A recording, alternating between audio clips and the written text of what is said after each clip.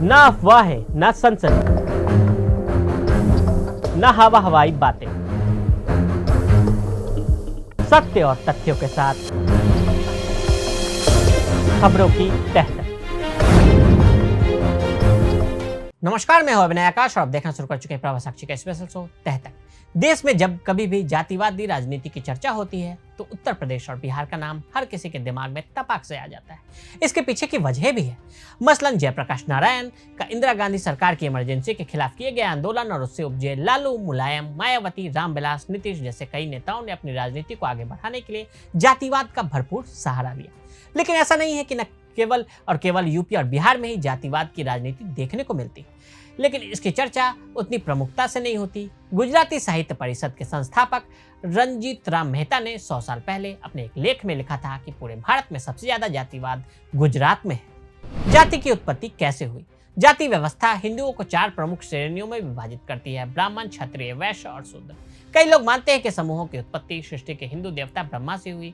स्मृति का मतलब धर्मशास्त्र होता है। ऐसे में मनुस्मृति द्वारा लिखा गया धार्मिक लेख मनुस्मृति कही जाती है। मनुस्मृति में कुल 12 अध्याय हैं, जिनमें 2684 श्लोक हैं। दावा किया जाता है कि यह पुस्तक समाज की व्यवस्था और नियमितता के आधार के रूप में जाति व्यवस्था को स्वीकार करती है और उचित ठहराती है। इस पुस्तक के पदानुक्रम के शीर्ष पर ब्राह्मण थे, जो मुख्य रूप से शिक्षक और बुद्धिजीवी माना जाता है कि ब्रह्मा के मुख से आए। फिर कथित तौर पर उनकी भुजाओं से क्षत्रिय या योद्धा और शासक आए। तीसरा स्थान वैश्य या व्यापारियों को मिला, जिनके जांघों से निर्मित हुए ढेर के निचले भाग में शूद्र थे, जो ब्रह्मा के चरणों से आए। सभी छोटे मोटे काम करते थे। जब ब्रितानी लोग भारत आए तो उन्हें लगा कि जिस तरह से मुस्लिमों के पास कानून की किताब के रूप में शरिया है, उसी तरह हिंदुओं के पास भी मनुस्मृति है। इसकी वजह यह है कि उन्होंने इस किताब के आधार पर मुकदमों की सुनवाई शुरू कर दी। इसके साथ ही काशी के पंडितों ने भी अंग्रेजों से कहा कि मनुस्मृति को हिंदुओं का सूत्र ग्रंथ बताकर प्रचार करें।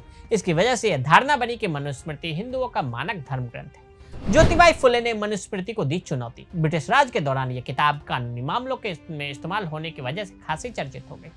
विलियम जोनास ने मनुस्मृति का अंग्रेजी में अनुवाद किया। इसकी वजह से लोगों को इस किताब के बारे में पता चला। ज्योतिबाई फुले ने मनुस्मृति को चुनौती देने वाले पहले व्यक्ति थे। डॉक्टर बाबा साहेब अम्बेडकर ने 25 जुलाई 1927 को महाराष्ट्र के कोलाबा जिले में मोहाद में सार्वजनिक रूप से मनुस्मृति को जलाया। इस प्रणाली ने उच्च जातियों को कई विशेषाधिकार प्रदान किए, जबकि विशेषाधिकार प्राप्त समूहों द्वारा निचली जातियों के दमन को मंजूरी दी।